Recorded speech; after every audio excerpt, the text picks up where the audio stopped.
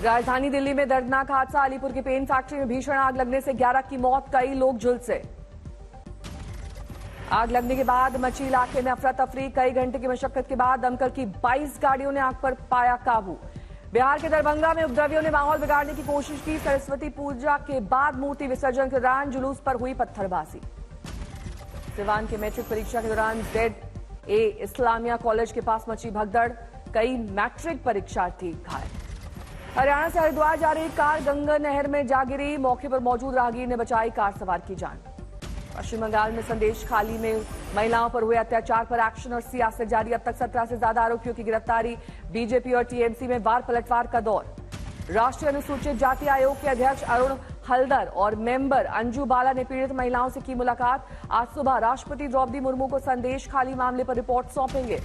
BJP की fact finding team आज करेगी संदेश खाली के दौरे पर निकली। अग्निमित्रा पॉल भी टीम के साथ जा रही हैं संदेश खाली। एनसीडब्ल्यू अध्यक्ष 19 फरवरी को जाएंगे संदेश खाली।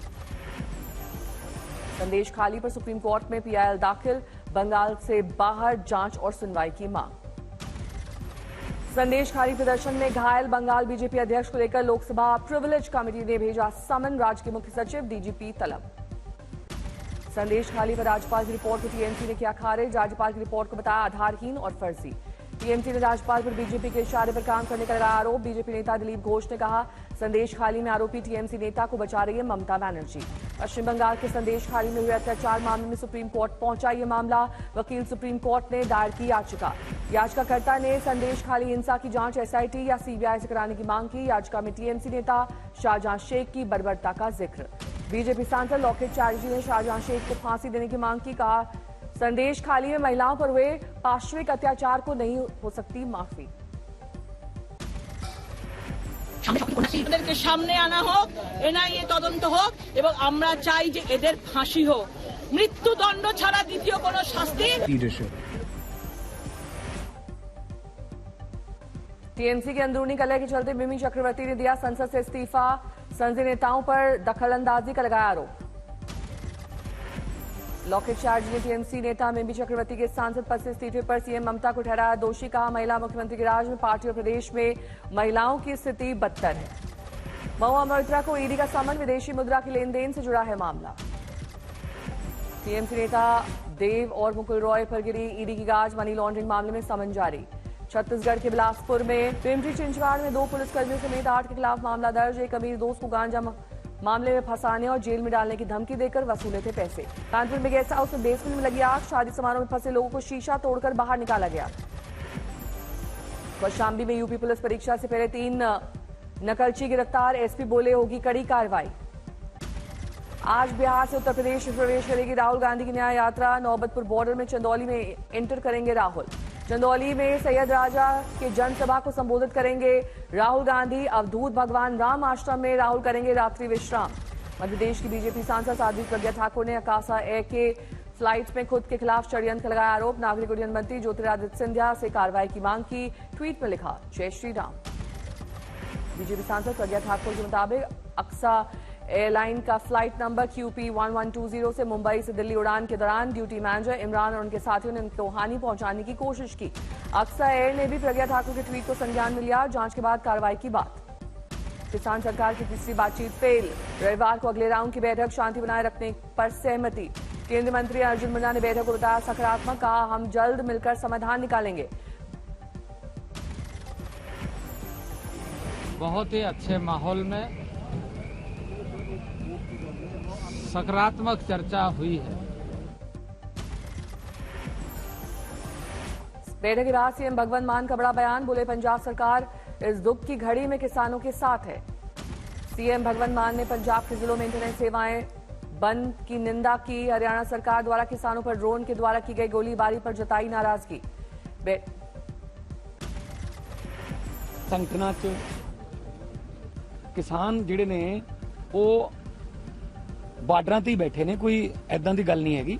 ਸੋ ਮੈਂ ਕਿਹਾ ਵੀ ਤੁਸੀਂ ਸਾਡੇ ਵਾਲੇ ਪਾਸੇ ਆ ਕੇ ਡਰੋਨ ਜਿਹੜਾ ਹੈ ਉਹ ਐਡੇ ਐਡੇ ਸ਼ੈਲ ਸਿੱਟ ਜਾਂਦਾ, ਕਿਸਾਨਾਂ ਨੇ ਦਿਖਾਏ ਵੀ ਨਹੀਂ। बैठक के बाद बोले किसान नेता जगजीत सिंह दल्लेवाल। कहा हमारी विस्तृत चर्चा हुई। फेसबुक पेज दोबारा खोलने पर मिला आश्वासन। देखो गल यह है कि सरकार दे 3 मंत्री आए, तिन्नों मंत्रियों दे नाल विस्तार नाल चर्चा अज हुई है। मीटिंग के बाद किसान नेता सरवन सिंह पंडेर का बयान, कहा में उम्मीद है कोई समाधान निकलेगा। बैठक के बाद किसानों का बड़ा फैसला, रविवार की बैठक तक शंभू बॉर्डर पर आगे नहीं बढ़ेंगे किसान। हरियाणा पुलिस और पैरामिलिट्री की तरफ से भी सीज फायर पर बनी सहमति। किसान सरकार की तीसरी बातचीत बेनतीजा, रविवार को अगले राउंड की बैठक, शांति बनाए रखने पर सहमति। केंद्रीय मंत्री अर्जुन मुंडा ने बैठक को बताया सकारात्मक, आज जल्दी हम सब मिलकर समाधान निकालेंगे।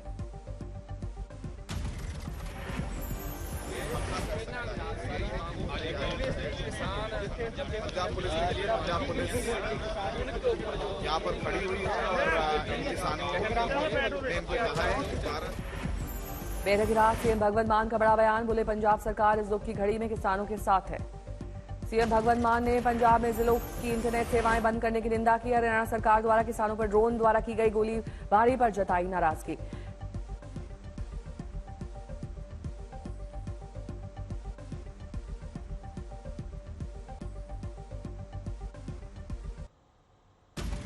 बैठक के बाद शंभू बॉर्डर पर किसान द्वारा पुलिस पर पथराव, जवाबी कार्रवाई में पुलिस ने दागे आंसू गैस के गोले।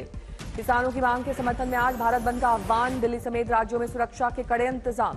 पंजाब के प्राइवेट बस मालिकों का किसानों को समर्थन, आज पंजाब में सभी निजी बसें रहेंगी बंद। किसानों के भारत बंद का दिल्ली में नहीं दिखेगा असर, व्यापारियों ने सभी बाजार खुले रखने का किया ऐलान। किसानों के भारत बंद के आह्वान पर नोएडा में धारा 144 लागू, पाबंदियों का उल्लंघन करने वालों के खिलाफ होगी कार्रवाई। आज प्रधानमंत्री नरेंद्र मोदी का हरियाणा दौरा, राज्य को देंगे 9,750 करोड़ की सौगात। पीएम मोदी रेवाड़ी एम्स की रखेंगे आधारशिला, 203 एकड़ जमीन पर बनकर होगा तैयार। गुरुग्राम को मिलेगी मेट्रो की सौगात, प्रधानमंत्री रखेंगे आधारशिला। विकसित भारत विकसित हरियाणा रैली में शामिल होंगे पीएम, सभा को करेंगे संबोधित। सीएम खट्टर ने लिया तैयारियों का जायजा। राजस्थान के पीएम आज देंगे 17,000 करोड़ का तोहफा, वीडियो कॉन्फ्रेंसिंग के जरिए विकास परियोजनाओं का करेंगे लोकार्पण और शिलान्यास। शरद पवार गुट को एक बार फिर झटका, महाराष्ट्र विधानसभा के स्पीकर ने अजीत पवार गुट को बताया असली एनसीपी। विधानसभा स्पीकर ने अजीत पवार गुट के विधायकों को नहीं माना अयोग्य, मामले से जुड़ी सभी याचिकाएं खारिज। महाराष्ट्र विधानसभा के स्पीकर के फैसले के बाद सीएम शिंदे ने अजीत पवार को दी बधाई, बोले लोकतंत्र में बहुमत को महत्व होता है, स्पीकर ने जो कुछ किया है वो मेरिट और बहुमत पर दिया है। महाराष्ट्र विधानसभा स्पीकर के फैसले पर शरद पवार गुट ने उठाए सवाल, सुप्रीम कोर्ट में चुनौती देने की तैयारी।